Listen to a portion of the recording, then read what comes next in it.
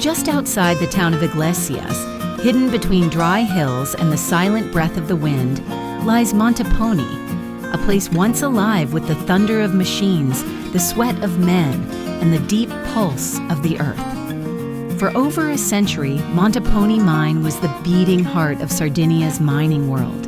Silver, lead, zinc, drawn from deep beneath the surface in tunnels that stretched like veins under the mountain. At its peak, thousands of workers descended daily into the dark, carving out minerals and history with their bare hands.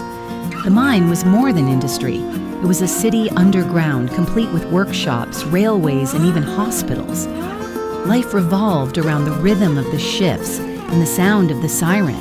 Generations grew up under the shadow of the smokestacks, where danger, dignity, and community walked side by side.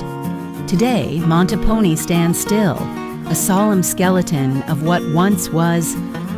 Rusted rails, stone buildings, and broken windows now kissed by sun and silence. Monteponi is not forgotten. It is a place of memory, of labor, struggle, and identity.